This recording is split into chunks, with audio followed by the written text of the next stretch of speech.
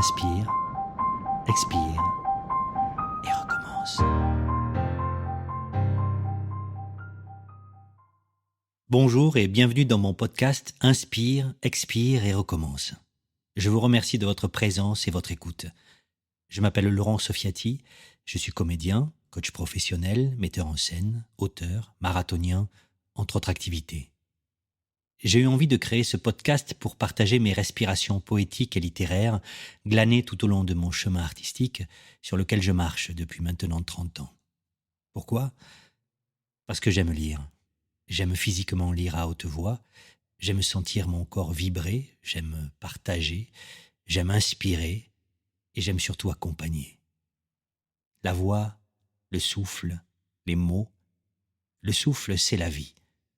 Alors, ouvre-toi, ancre-toi, regarde, inspire et souris. Inspire, expire et recommence. Telle est ma méthode autour du corps poétique pour lire à voix haute, dire à voix haute et peut-être même vivre à voix haute. Je reçois de nombreux commentaires depuis la diffusion de ce podcast et des 2 derniers épisodes que vous pouvez écouter ou réécouter sur toutes les plateformes de diffusion. Je remercie chacune et chacun d'entre vous d'avoir pris le temps d'écouter ces respirations. Respirons donc une nouvelle fois ensemble. Et prenons le chemin du 3e épisode de cette série intitulée « Tout un poème ». Je ne sais pas vous, mais moi, je me parle souvent. Je me tiens compagnie. Je me refais le monde, je compte mes amis. De questions sans réponse, je me calme. Je m'apaise. Je murmure des mots, et chaque mot me pèse. Des champs de tournesol au ciel gris de la ville, les odeurs d'herbes courtes comme sont les culottes me montent aux narines. Je me calme, tranquille. Je fredonne tout bas de simples et douces notes. Des fourmis dans les jambes me font danser, fragile. L'impatience me guette, je lutte, je soupire. Revenir au pays, revenir à la vie, conquérir doucement dans un élan, un cri, de ma voix soulever, de ma voix transporter le voile sur mon lit, où la peur crie et râle. J'aimerais en finir, être demain moins pâle, connaître l'avenir et mettre enfin les voiles. Je me parle souvent, je me tiens compagnie, je me refais le monde, je compte mes amis. De questions en réponse, de bémols en dièse, je murmure des mots, et chaque mot m'apaise. En 2000, je monte à Paris, comme on dit. Je me sens en exil, de manière très romantique, en exil. Et je crée un tour de chant d'un exil, mon amour. Je parle donc d'amour, de voyage et de mes racines italiennes. Le vent froisse, sèche ma peau. Souffle. Soffio forte, soffio interrotto, soffio perduto, soffio corto. Il soffio, il soffio, il soffio. Le souffle, dans le linge, dans les voiles, qui fait tourner les moulins, che rende pazzi, qui souffle entre mer et montagne, décroche le linge, le fait tournoyer et l'amène loin, très loin, scoprire altri venti, altri soffi, altri mulini, lontano, molto lontano. Je suis une chemise qui quitte enfin son fil à linge tendu comme une portée de notes, linges accrochés, blanches, noires, croches, minima, semi-minima, croma. La storia del vento del sud, vento di mare, da Khartoum à Parigi. Je t'écris d'un exil, mon amour. Io sono una camicia et volo, volo. Je prends la grande route, traverse le ciel bleu, aidé par les moulins enfumés de nuages, et mon corps dans le ciel, nu de désespérance. s'accroche au coup de loi et redevient sauvage.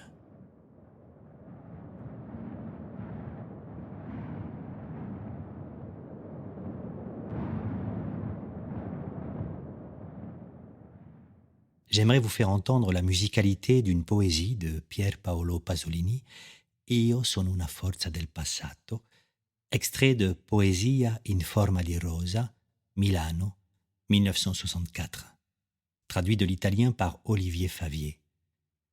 Mes amis italiens me pardonneront mon accent, qu'ils ne doutent pas de mon amour pour cette langue et pour ce pays, qui est aussi celui de mes ancêtres, et donc un peu le mien. Pasolini écrit « Je suis une force du passé. Tout mon amour va à la tradition. Je viens des ruines, des églises, des retables d'hôtels, des villages oubliés des Apennins et des Préalpes où mes frères ont vécu. J'erre comme un fou, comme un chien sans maître. Je regarde les crépuscules, les matins sur Rome, sur la Ciociaria, sur le monde, comme les premiers actes de la post-histoire, auxquels j'assiste par privilège d'état civil, du bord extrême de quelque époque ensevelie. Il est monstrueux celui qui est né des entrailles d'une femme morte. Et moi je rôde, fœtus adulte, plus moderne que n'importe quel moderne, pour chercher des frères qui ne sont plus. Io sono una forza del passato. Solo nella tradizione è il mio amore. Vengo dai ruderi, dalle chiese, dalle pale d'altare, dai borghi abbandonati sugli Appennini o le Prealpi, dove sono vissuti i fratelli. Giro per la Tuscolana come un pazzo, per l'Appia come un cane senza padrone. O guardo i crepuscoli, le mattine su Roma, sulla Ciociaria, sul mondo, come i primi atti della dopostoria, cui io assisto per privilegio d'anagrafe, dall'orlo estremo di qualche età sepolta. Mostruoso è chi è nato dalle viscere di una donna morta. E io, feto adulto, mi aggiro più moderno di ogni moderno a cercare fratelli che non sono più. Je passe des castings, des auditions, je répète, je tourne, je crée.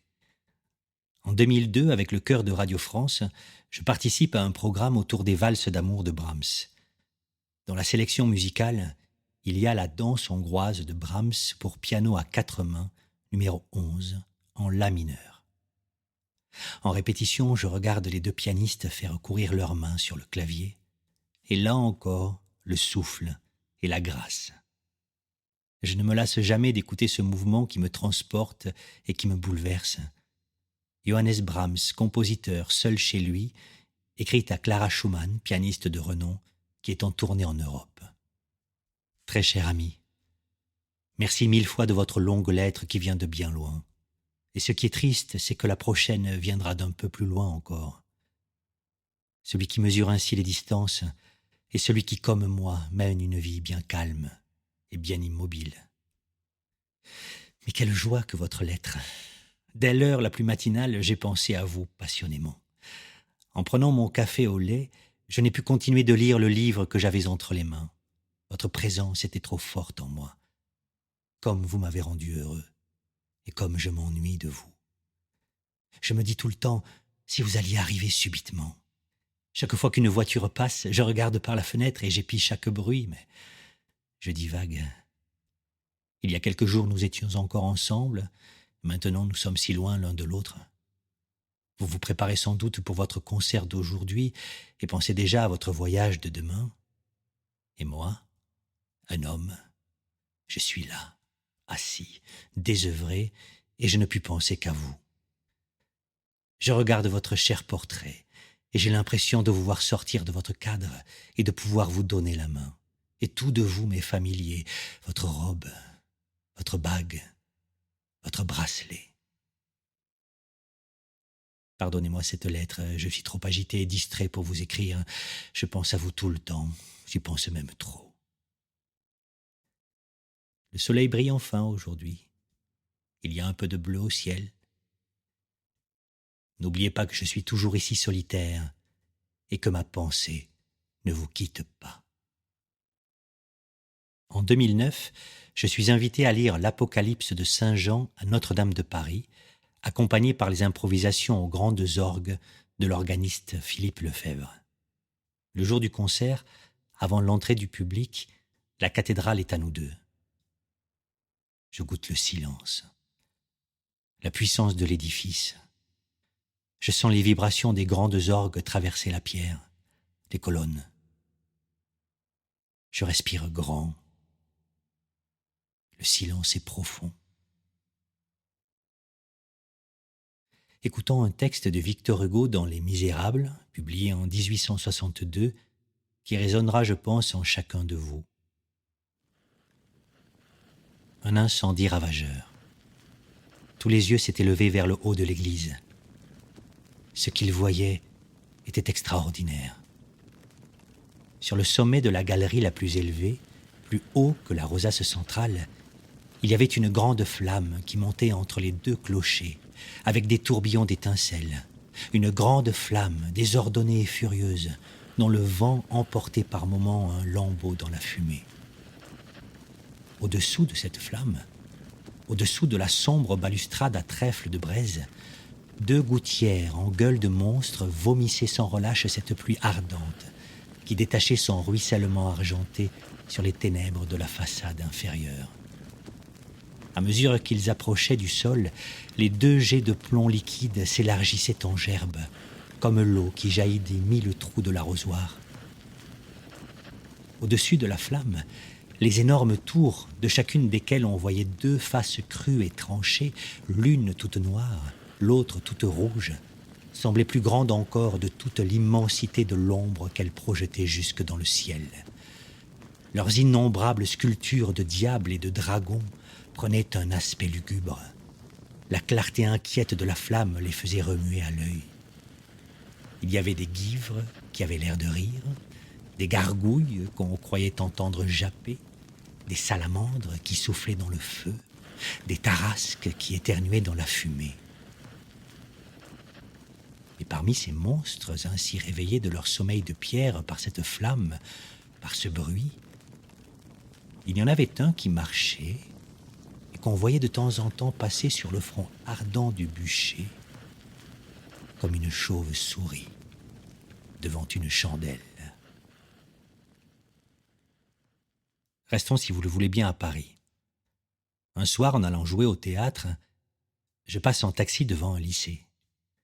Et sur le toit de ce lycée est inscrite une longue phrase sur toute la longueur de la façade.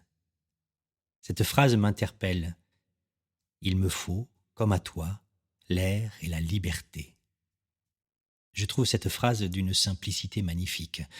Je cherche son origine et j'apprends que ce vers est extrait d'un poème de Louise Michel, institutrice, écrivaine, poétesse, révolutionnaire et anarchiste, féministe. Louise Michel est née en 1830 et morte en 1905. Hirondelle qui vient de la nuit orageuse, hirondelle fidèle, où vas-tu? Dis-le-moi. Quelle brise t'emporte, errante voyageuse? Écoute, je voudrais m'en aller avec toi, bien loin d'ici, vers d'immenses rivages, vers de grands rochers nus, des grèves, des déserts, dans l'inconnu muet, ou bien vers d'autres âges, vers les astres errants qui roulent dans les airs. Ah, laisse-moi pleurer quand de tes ailes tu rases l'herbe verte et qu'au profond concert des forêts et des vents tu réponds des tourelles avec ta rauque voix, mon doux oiseau des mers.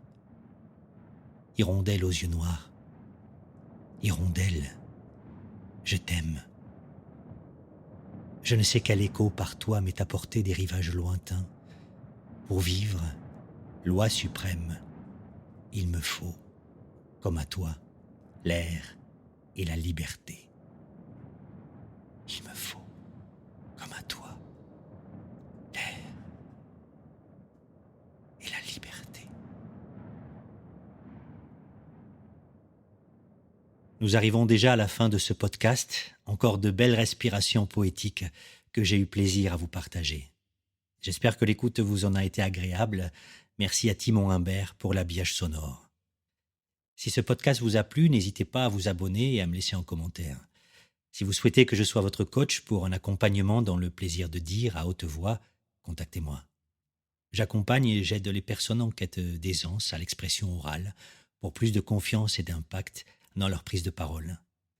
Grâce à ma méthode autour du corps poétique, adaptée aux objectifs de chacun, insufflons ensemble de la créativité, de l'énergie, de la confiance, de l'écoute, du plaisir, de la poésie.